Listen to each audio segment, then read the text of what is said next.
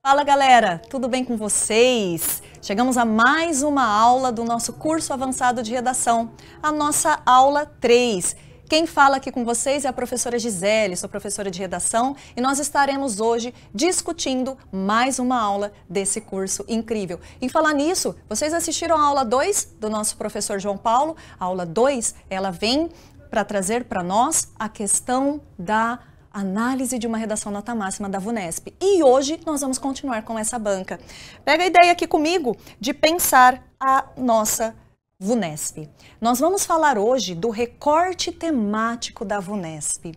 Gente, a VUNESP, ela tem uma peculiaridade em relação aos temas. Se você pegar as últimas provas desse vestibular, você vai perceber que elas têm algumas coisas em comum. Estudar o recorte temático da VUNESP é a gente se preparar de uma forma muito melhor. Aqui nós colocamos para vocês algumas peculiaridades, tá? Primeira coisa, a banca da VUNESP, ela traz entre as suas redações, as suas propostas, características que permeiam. Nós vamos ver quais são essas características. A banca ela tem um critério muito específico para avaliar o cumprimento do tema, que é o que a gente chama de grade A. Dentre os critérios de correção da redação da VUNESP, encontram-se 3, grade A B e a C. A grade A é aquela que a gente vai trabalhar hoje, que é como essa banca avalia o tema no seu texto, o recorte temático. E a gente vai perceber que o recorte temático está sempre relacionado aos textos motivadores. Interpretar os textos motivadores é fazer uma boa análise da coletânea e também do recorte temático. A primeira questão que nós vamos ver aqui em relação a essa banca são as palavras-chave na introdução. A banca da VUNESP, ela espera que o seu texto traga na introdução as palavras-chave. Nós pegamos aqui para vocês um exemplo do último recorte temático da FAMEMA, né? A VUNESP também trabalha com essa universidade. Observe esse último recorte temático. No último ano, a FAMEMA pediu esse recorte para nós. A redução da maioridade penal pode colaborar para a diminuição da violência no Brasil? A gente percebe que nós estamos diante de uma pergunta. Quais seriam as palavras-chave que a gente poderia extrair desse recorte temático? Primeiro, o grande assunto, redução da maioridade penal. Depois eu colocaria colaborar, diminuição, violência e Brasil. A gente percebe aqui que a gente tem 7 palavras-chave. Essas palavras-chave, elas são as que devem aparecer na nossa introdução. Isso significa que o corretor da banca da VUNESP, ele já vai meio que como um Sherlock Holmes, sabe? Com a lupa, procurando, identificando essas palavras no seu texto. Colocá-las já na introdução já é garantir a sua nota máxima na grade A da VUNESP. Essa é a primeira dica que a gente traz em relação ao recorte temático. Uma outra questão aqui que a gente vai mostrar para vocês é como essas palavras-chave poderiam aparecer. Para esse tema, redução da maioridade penal, como que ficaria? Vou ler aqui para vocês esse exemplo de introdução. Deixa eu tirar essa palavrinha aqui. Essa introdução ele inicia com a Constituição Federal de 88. A Constituição Federal de 88, norma de maior hierarquia no sistema jurídico brasileiro, assegura aos menores de 18 anos a inimputabilidade penal, outorgando-lhe normas da legislação especial. Entretanto, há uma atual proposta de mudança no Código Penal para que indivíduos a partir de 16 anos respondam por seus crimes como adultos, já que constantemente são autores de vários delitos. Perceba que aqui eu tenho a introdução de um contexto. Agora nós vamos entrar nas palavras-chave. A redução da maioridade penal. Olha lá, redução, maioridade penal. No entanto, não colabora para a diminuição da violência no Brasil, visto que não combate a causa da criminalidade e sim o efeito, como também agrava o problema da superlotação nos presídios. Uma introdução como essa, ela já cumpre aquilo que a banca espera encontrar no texto. Aqui estão todas as palavras-chave, o recorte temático está cumprido, a grade A desse candidato ou dessa candidata, ela já sobe por conta desse cumprimento do recorte temático do tema. Tudo bem? Vamos para outra questão aqui sobre o recorte temático da VUNESP. Outra questão em relação ao tema é essa aqui, ó, assuntos polêmicos. Pessoal, se tem uma coisa que a banca da VUNESP não foge, é de assuntos polêmicos. O tema é uma questão que divide a sociedade. Ela sempre vai trazer uma ideia para que a gente possa, no mínimo, ficar na dúvida para qual lado eu vou, porque existem os dois lados. O que fazer diante de temas polêmicos, né? Por se tratar de um tema polêmico, que tem alta repercussão na sociedade, que divide as opiniões, a VUNESP quer saber, nas suas redações, nas suas propostas, o que o candidato pensa. Então, a primeira questão, está diante de um assunto polêmico? Não adota uma postura generalizadora nos textos. Vá para o caminho do meio. Escolha um dos lados, mas não faça do seu texto um palanque para que você possa discursar. Você só tem 30 linhas e você só consegue desenvolver um raciocínio sendo mais ali equilibrado, não levar a discussão ao radicalismo. Pessoal, o que a VUNESP quer quando ela coloca esse tipo de tema para a gente pensar? Ela está querendo saber se a gente consegue argumentar sem fanatismo. Todo tema tem dois lados. Todos os temas eu vou poder ir para o lado A ou o lado B. Existem argumentos para os dois. Então, por isso, para que a gente possa manter o equilíbrio do discurso, seria muito interessante a gente utilizar expressões como essas para não cair em generalização. Tipo, algumas expressões que na gramática a gente chama de expressões partitivas, né? Como a maioria de, a maior parte de, grande parte de. Não caia na generalização. Aqui nós trouxemos para vocês um exemplo de temática que já caiu na banca na Universidade da Unifesp, né? A banca é a mesma, é a VUNESP. A Unifesp pediu também, na sua última prova de redação, esse tema. Veja aqui comigo, ó.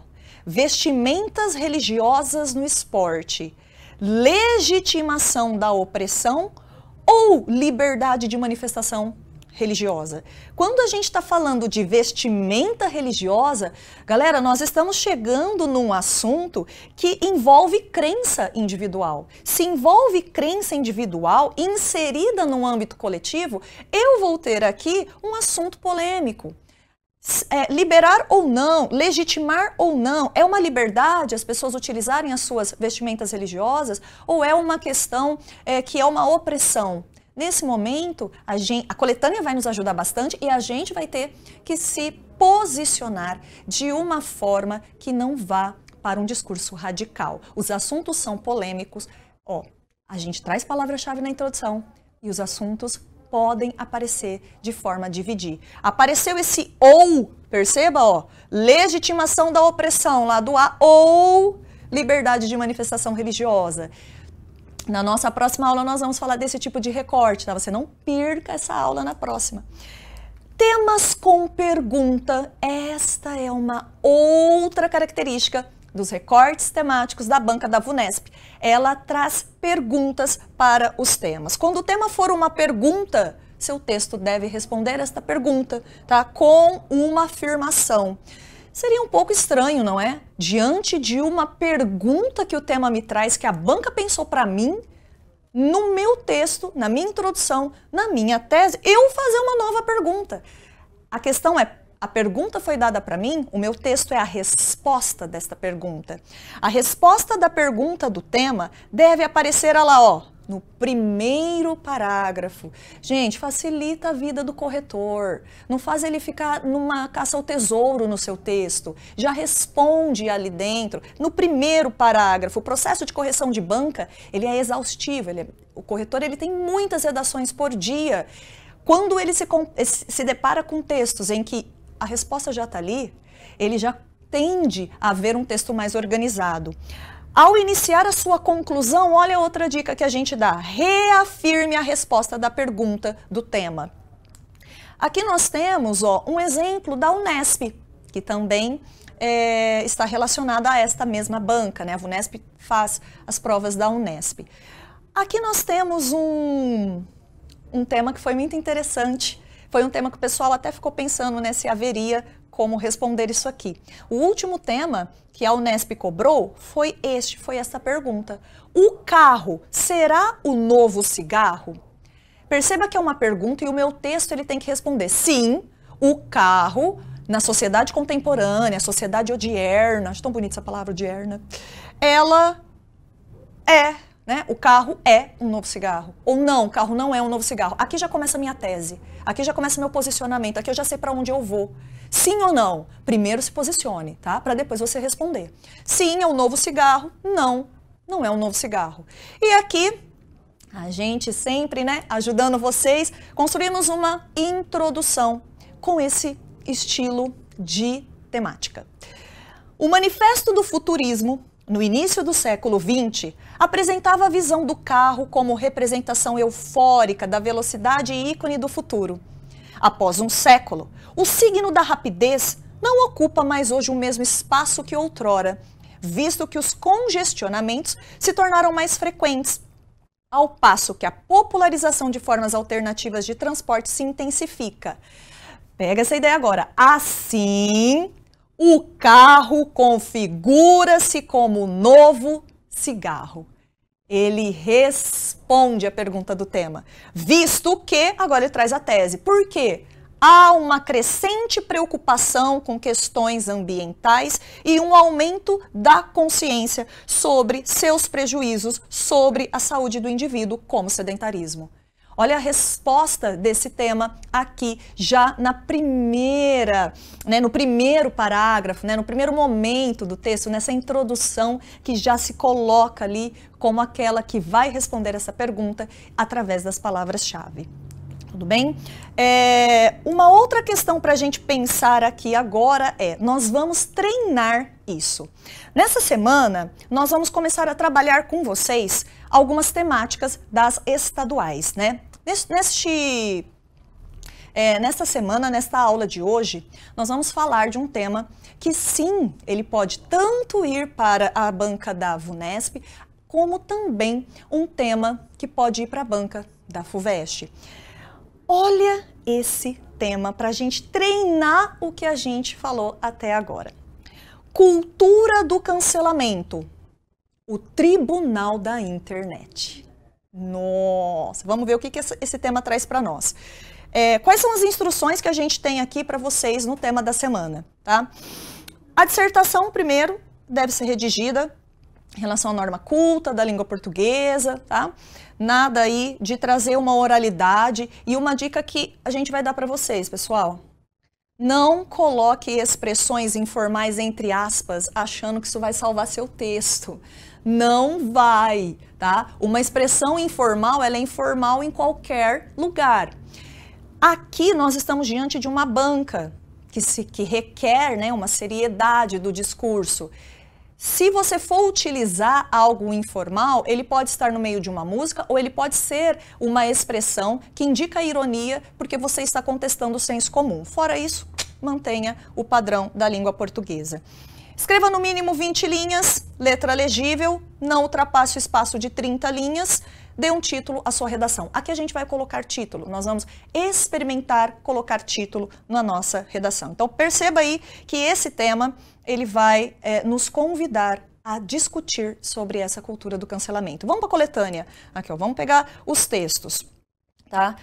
De acordo com o dicionário australiano Macquarie, Acho que é assim. A cultura do cancelamento foi eleita o termo do ano de 2019 e não é para menos. Mesmo não tendo um marco exato de origem, a cultura do cancelamento aparentemente teve início a partir da mobilização de vítimas de assédio e abuso sexual, movimento #MeToo, que ganhou maior visibilidade em 2017 por força das denúncias realizadas em Hollywood.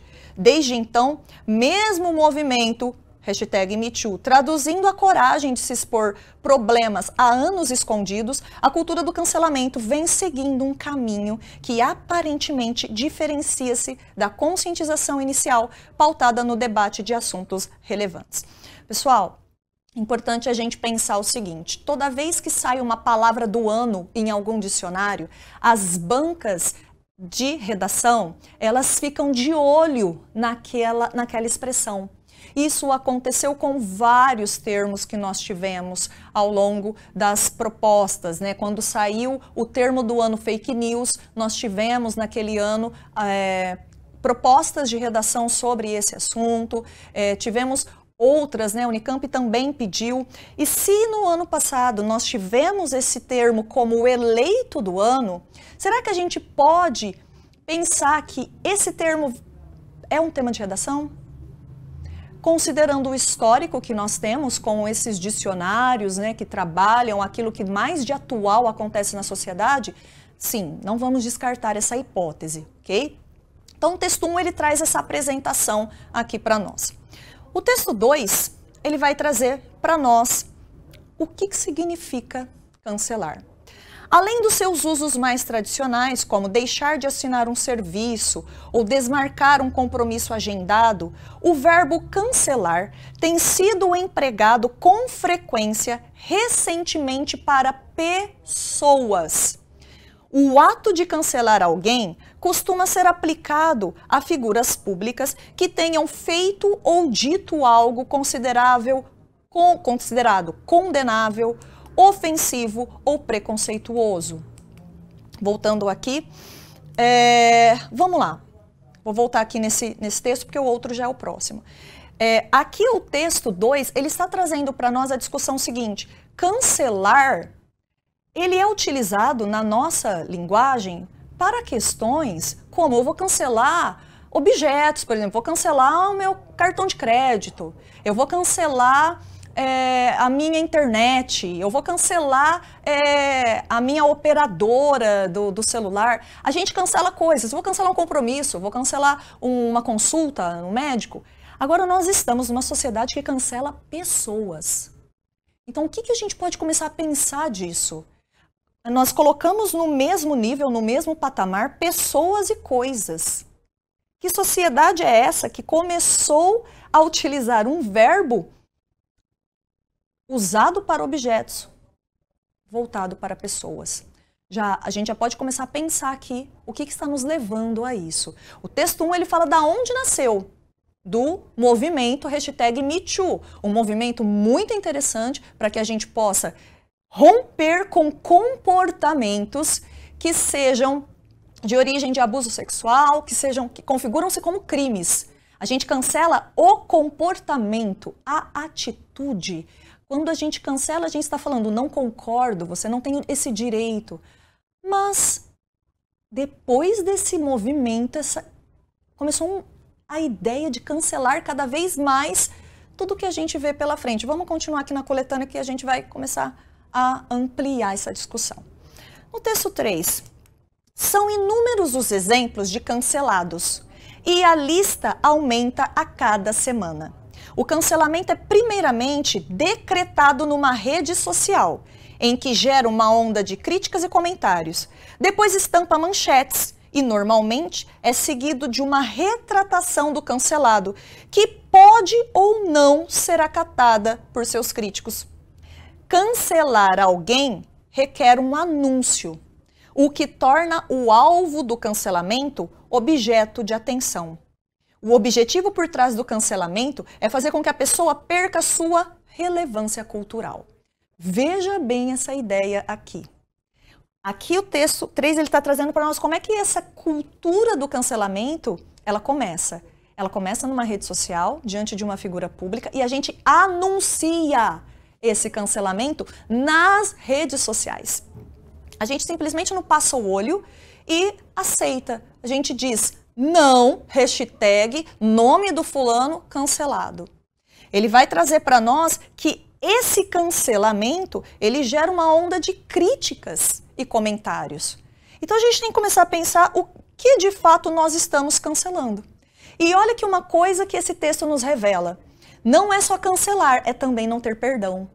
Porque é o que ele fala, a pessoa que foi cancelada, ela pode se retratar, mas ela pode ou não ser acatada por seus críticos. Ou seja, o cancelado está na mão de quem o cancelou, da sociedade. Ele vai ter que ter a permissão para existir novamente. Uau, forte isso, hein? Texto 4. O cancelamento atual pode ser considerado, pega essa ideia aqui, ó, um linchamento virtual. Fica com essa ideia. Linchamento virtual, ok? Isso aqui é uma metáfora. Pega ela. Você pode até colocar isso aqui na forma de título, ok? Vamos continuar aqui, ó. O que faz com que pessoas desativem suas redes sociais e tenham receio de expor suas opiniões em público. Nesse contexto, observa-se que, olha lá a palavra-chave do nosso tema, do nosso recorte, o tribunal da internet não realiza seus julgamentos com igualdade ou proporcionalidade. Primeiro, porque deixa-se de discutir ideias e passa-se a discutir pessoas ou empresas. Segundo, porque poucos preferem ouvir, entender e formar uma opinião antes de atacar. Terceiro, porque outras pessoas ou empresas envolvidas em situações análogas, por exemplo, não sofrem sanções na mesma intensidade que as canceladas. Quarto, porque no mundo virtual é muito tênue a linha entre a crítica construtiva e o ataque revestido de ofensas. Pessoal, esse texto 4, ele é um texto que dá para a gente aproveitar bastante na nossa redação. Essa questão do linchamento virtual, essa metáfora do tribunal da internet, essas palavras nos evocam vocabulário que a gente já tenha de conhecimento sobre isso. Pensa no tribunal. Pensou? Perceba como que é configurado um tribunal. Eu tenho os juízes, eu tenho o réu de um lado, eu tenho um advogado ali ao lado dele para defendê-lo, eu vou ter o outro advogado que é contra, eu vou ter o juiz na frente, né? Aquele que vai colocar a ordem. Pensa naquela toga, eu já imagino sabe aquela toga que é aquela capa que os juízes utilizam, que parece que dá poder a eles de julgamento? Nós somos essas pessoas na internet. Nós vestimos a toga do julgamento para bater o martelo do linchamento virtual. Sensacional essa ideia. Incrível essa metáfora para a gente colocar na redação.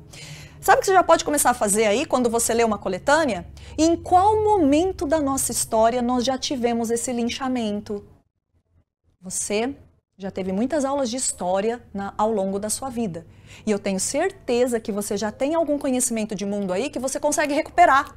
Recuperar a ideia do linchamento, a ideia do tribunal. Já tivemos um tribunal em alguma época da história? Pessoas já foram julgadas em alguma época da história? Hello! Inquisição, aí, falando um oi pra gente. O momento do tribunal ideológico de crença, nós podemos utilizar na nossa redação. Tô te dando essa dica aí, ó, agora. Vamos pensar em projeto de texto? O que a gente faz com este tema? Vamos pensar aqui no nosso brainstorm, né, na nossa chuva de ideias. A cultura do cancelamento, gente, é importante que você entenda que ela apresenta dois lados, ok? Ela tem um lado positivo e ela vai ter também um lado negativo, ok? Vai ter momentos que ela é necessária, vai ter momentos que ela é totalmente desnecessária. Então, quando ela é positiva, nós colocamos aqui para vocês, ó. A cultura do cancelamento ela é positiva quando ela promove conscientização das causas sociais.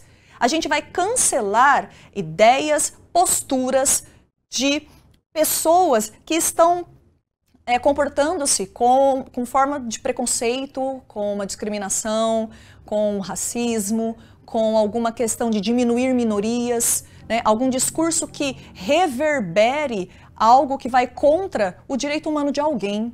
Então a gente pode cancelar qualquer tipo de situação em que fira isso. Nós começamos a nos conscientizar dessas causas.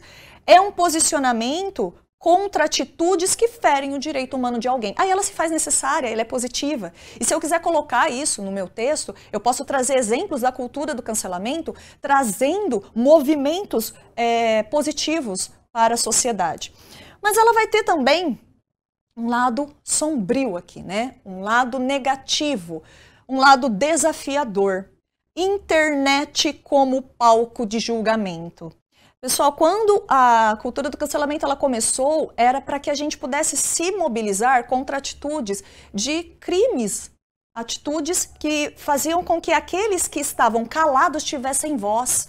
Então, ela iniciou-se, a sua gênese é uma transformação social. Só que o que ela se transformou, né, como o movimento #MeToo ganhou força, toda a sociedade começou a pensar, poxa, olha o poder de uma hashtag, vamos fazer isso também? E aí a internet começou como palco de julgamento fatal e de disseminação de ódio. Essa é a questão que eu posso falar do negativo. As pessoas assumem a posição de objetos, que se pode ir trocando, cancelando, algumas vezes de forma justa e outras implacável. Essa questão de substituir pessoas, cancelar por qualquer motivo, sem diálogo, sem acesso a qualquer tipo de retratação, a qualquer tipo de perdão, é o lado negativo da cultura do cancelamento.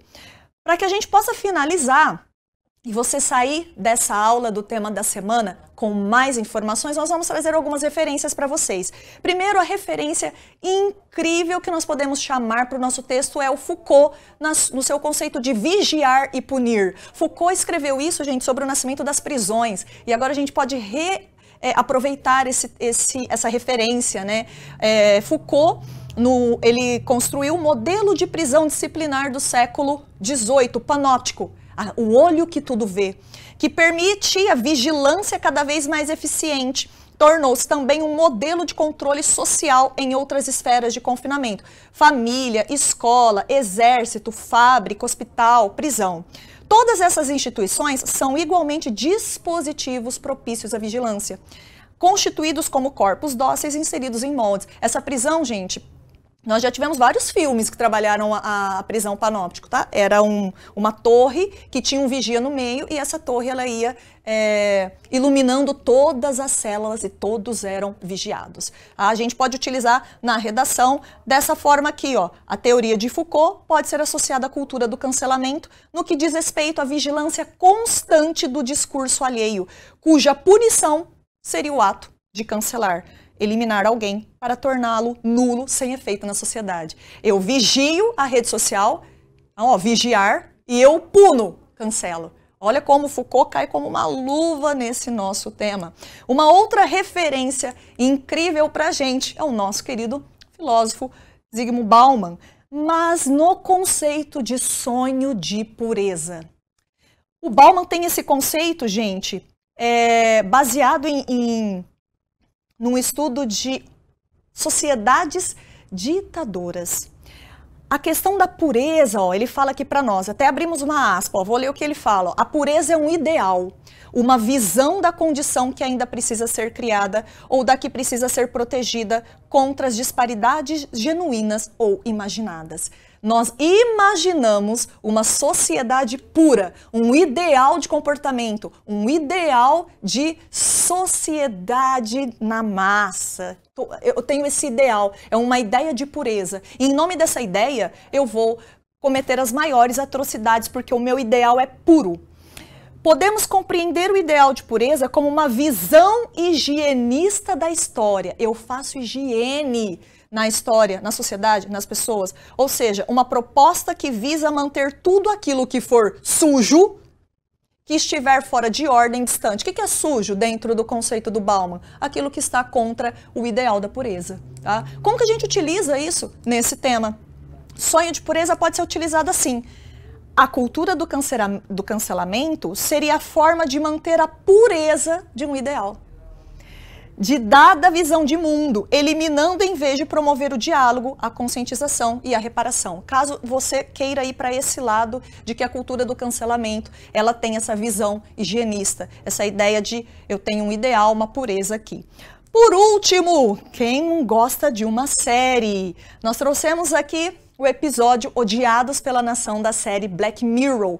Esse episódio vale super a pena. Quando o Black Mirror iniciou os seus episódios, a gente achava que isso ia estar muito distante. E, gente, quando a gente olha esse, você fala, gente, o que nós acabamos de fazer na sociedade. O episódio Odiados pela Nação, da série Black Mirror, apresenta a prática de cancelar pessoas por meio de hashtag.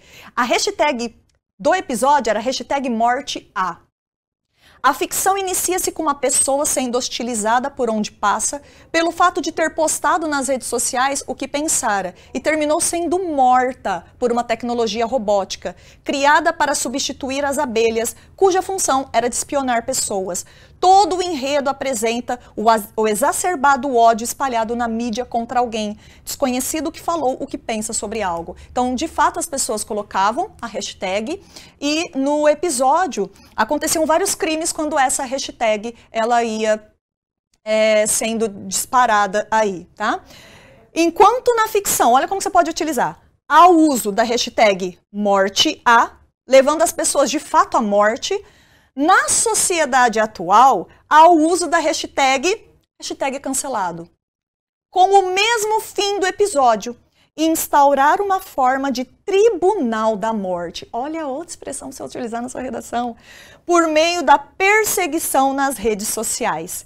Na trama da série, as pessoas atacadas e canceladas deixam de existir literalmente.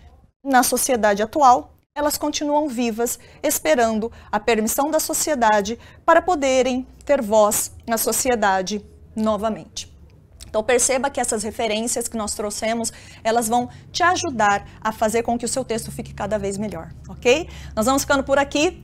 Agradeço a oportunidade de estarmos juntos. Até a próxima. Tchau, tchau.